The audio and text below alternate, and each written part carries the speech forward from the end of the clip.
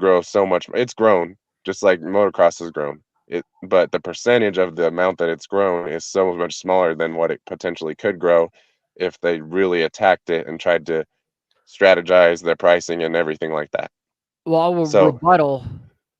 Finish what you're saying, Shane.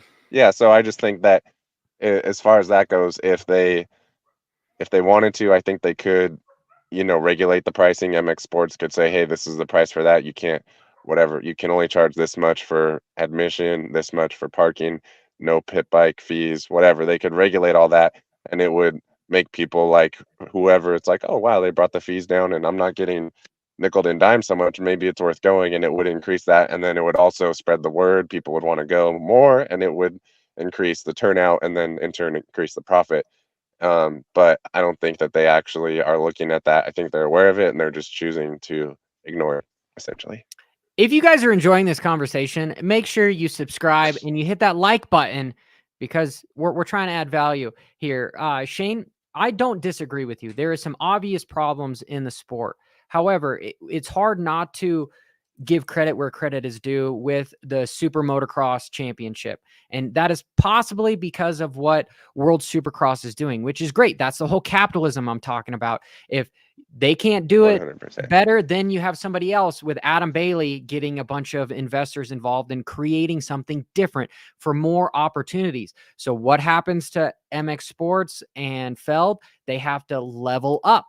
And now they're giving 10 million more to the professionals and everything as well. So that there is some good that's coming out of here. So there is changing, and it's not all going to happen at once. And that's why there is a lot of guys that are going to things that aren't AMA sanctioned anymore, where you have local tracks starting to create their own deals because there is too much money being spent in by the bigger sanctioning bodies. And I guess I will say it's an evil thing from all deal. Like I just had to withdraw from this Ironman this next week because I've got some injuries, and I tried to get my money back, and I honestly tried not to get my money back. I tried to just transfer my Ironman from Oceanside to Boulder. And they were like, oh no, we can't do that. You have to do it 2 months beforehand. I'm like, how am I supposed to know if I'm going to get injured 2 months ago? Like, I don't know. Come on, guys. I'm supporting you. And guess what the audacity they had to say? They said, well, you can withdraw yourself. And I'm like, no, F you guys. No way am I withdrawing myself from the event. So now you can fill another spot for somebody else to pay $500. This is just being greed. So ultimately, I think the issue is greed. And it has to do with how people were raised and how it's going to take a while for things, like I said, not our generation, but younger generations. We let everybody aware of the problem. We can try to fix it, but it's ultimately going to be done from our kids, right? That's a whole thing with politics. Let's look at something. Let's look at something that's in Shane's world. Shane is in the BMX world. If you go back to the early 80s, you had two groups. You had the National Bicycle League, NBL, and you had ABA, American Bicycle Association. Very quietly behind the scenes, those two became one. And now you have, what is the association? It's just the governing UCI, right? No, it's USA BMX. UCI is the international one. All right, thank you. So now you have US BMX. So now what you've got is a huge monopoly, and the racing has gone nowhere but down. Sorry, that's just the way I feel. I have the privilege of working with quite a few BMXers. I work with Nathan Glab. He's one of the best BMX coaches in Australia. I get a chance to work with all these guys.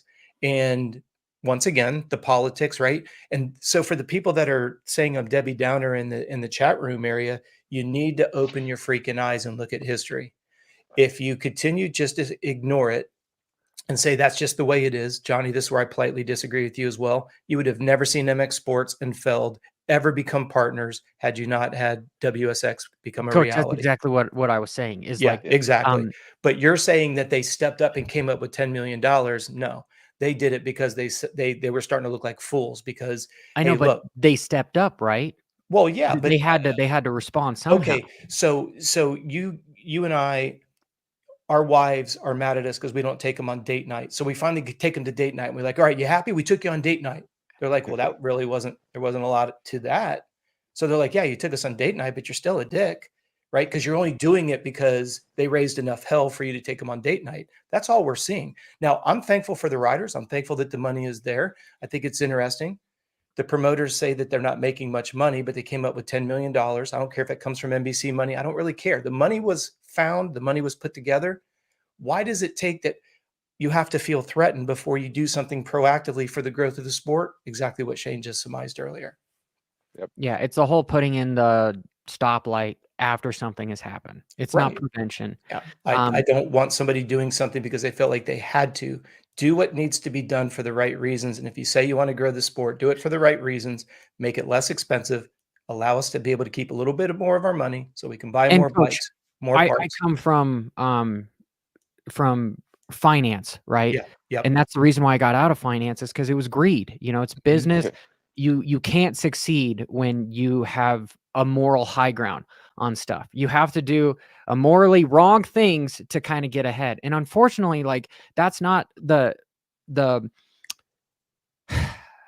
story I want to tell the viewers, and I Right. don't want to be perceived as somebody that's peddling that information. Of course. Right. But there can be a middle ground Mhm. where, yes, you are aggressive. And it's the same thing with riders, right? It's the same thing with riders. Those who Exactly. succeed are the ones that have the no fucks attitude, Make it happen. where you brake check people and you can do dirty things. Like, look at Lance Armstrong. And we could argue that Ricky Carmichael was the Lance Armstrong of motocross. I'm not going to say with the whole PEDS things, but just being that, like, hey, this is how it's fucking done. This is how we're doing it.